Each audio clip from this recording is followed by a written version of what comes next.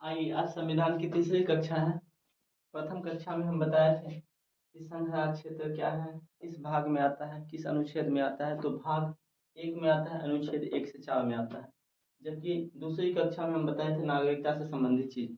नागरिकता भाग 2 अनुच्छेद 5 से 11 में आता है।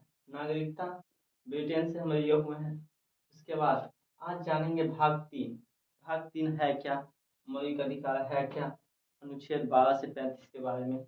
तो इसके भी कई खंड हैं, लेकिन हम आज इनके 2 खंडों की चर्चा करेंगे। मौलिक अधिकार का पार्ट 1।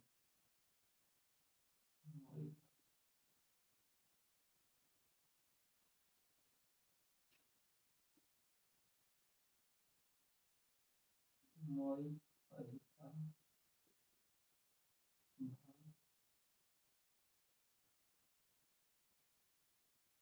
पार्ट 1। मौलिक अधिकार के बारे में पार्ट 1 आज एक पार्ट पढ़ाएंगे, फिर नेक्स्ट डे मौलिक अधिकार खत्म हो जाएगा। तो इसमें कई हैं, लेकिन आज हम 2 खंडों की चर्चा करेंगे। एक समता का अधिकार, समता का अधिकार, समता का अधिकार अनुच्छेद 14 से 18। उसके बाद स्वतंत्रता का अधिकार, स्वतंत्रता का अधिकार 19 से 22 आता है। 19 से 22 आता है, तो हम इनको जानेंगे। लेकिन अनुच्छेद 12 और 13 भी बता देंगे। अनुच्छेद 12 क्या कहता है? अनुच्छेद 12 राज्य की परिभाषा है, राज्य के बारे में बताया गया है। राज्य की परिभाषा खत्म। अनुच्छेद 13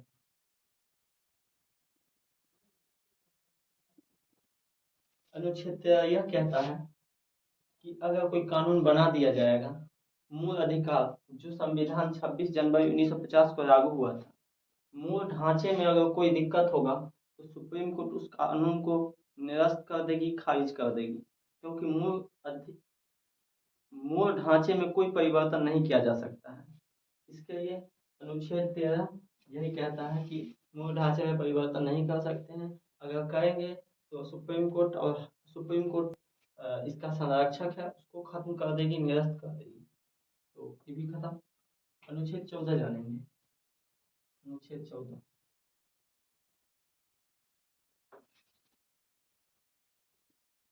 अनुच्छेद 14 अनुच्छेद 14 कहता है कानून के समक्ष समानता। कानून की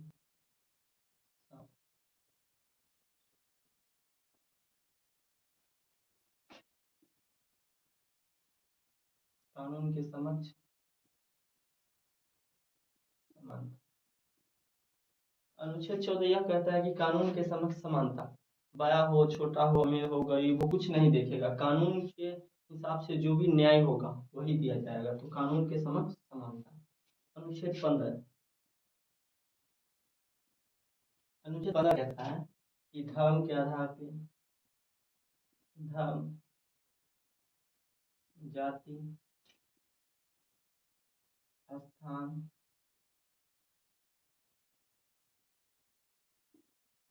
धर्म, जाति, स्थान, जेंडर,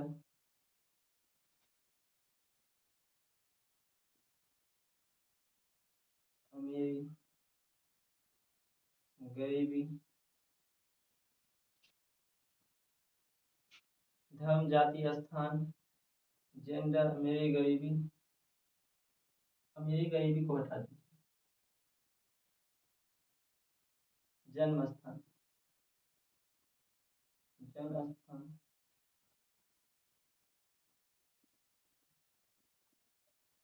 के आधार पर भेदभाव नहीं कर सकते हैं। जैसे धर्म, हिंदू मुस्लिम कह के हम धर्म के आधार पे उन्माद झगड़ा नहीं कर सकते हैं। जाति के आधार पे नहीं कर सकते हैं। स्थान के आधार पे, जैसे आप मेरे क्षेत्र में आइएगा, हम आपको देख लेंगे, दिखा देंगे, इस तरीके का नहीं करना है। जेंडर के आधार पे, स्त्री पुरुष के आधार पे भेदभाव नहीं करना है कि नहीं बेटा है तो हम उसको पढ़ाएंगे, बेटी है तो हम उसको नहीं पढ़ाएंगे, ऐसा कुछ सोचना नहीं है। जन्म स्थान के स्थान पे कि नहीं इस गांव के आदमी खराब होते हैं, इस गांव के आदमी ऐसे होते हैं, इस आधार पे भेदभाव नहीं करना है, क्योंकि ये आपराधिक चीज हो जाएगा। भेदभाव नहीं करना चाहिए। अनुच्छेद 15 यही कहता है कि किसी भी आधार पे हम भेदभाव नहीं करेंगे। अनुच्छेद 16, अनुच्छेद 16 यह कहता है कि नौकरी पेशों में रोक सेवकों में हम क्या करेंगे कि समानता देंगे। तो अवसर की समानता,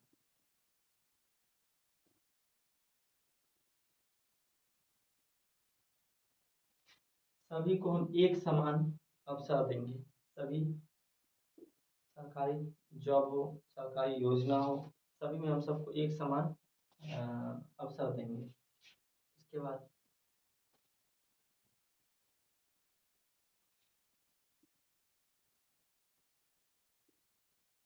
अनुच्छेद 17 कहता है कि देखिए, अनुच्छेद 17 कहता है कि छुआछूत का अंत।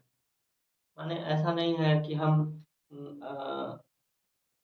एससी के यहाँ चले गए, एसटी के यहाँ चले गए तो हम छुआछूत हो गए, हम अछूत के यहाँ चले गए तो छुआछूत, ये सब अब इस तरीके की व्यवस्था नहीं होनी चाहिए। जो अनुच्छेद 17 कहता है कि छुआछूत का अंत, तो छुआछूत का अंत। अनुच्छेद 18 कहता है कि उपाधियों का अंत। उपाधि, किसी चीज में उपाधि नहीं दिया जाएगा। अब बात है सेना को छोड़ के, उपाधियों का अंत, अपवाद सेना को छोड़कर।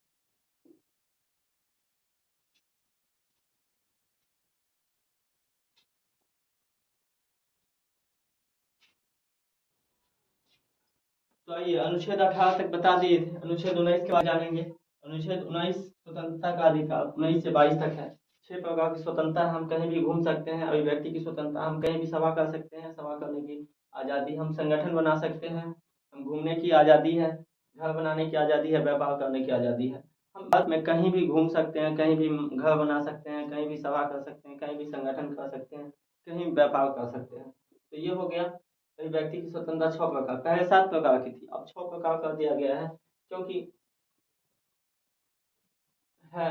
उसके बाद अब बात जानिए। अब बात क्या है कि एकता अखंडता होगा तो इस सबको खत्म कर दिया जाएगा। एकता अखंडता पे अगर कोई खतरा होगा देश के लिए तो इस सभी प्रकार की आज़ादी आपको खत्म कर दी जाएगी। सुरक्षा के दृष्टि से होगा तभी आज़ादी खत्म कर दी जाएगी।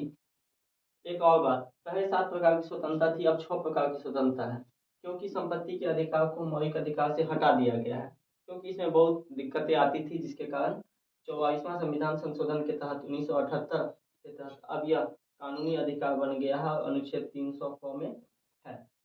तो उसके बाद अनुच्छेद 20 जानिए। अनुच्छेद 20 क्या है कि अपराध के लिए दोष सिद्ध संरक्षण।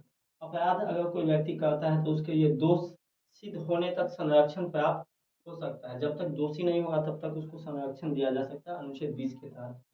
इसमें कहा गया है कि अपराध के समय का कानून होना चाहिए। ऐसा नहीं कि हम आज अपराध किए बहुत दिन पीछे और आज के कानून के हिसाब से सजा हो, ऐसा कोई बात नहीं है।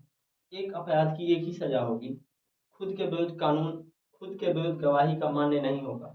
अनुच्छेद 21 जानिए। अनुच्छेद 21 में यह कहा गया है कि प्राण और दैहिक स्वतंत्रता है।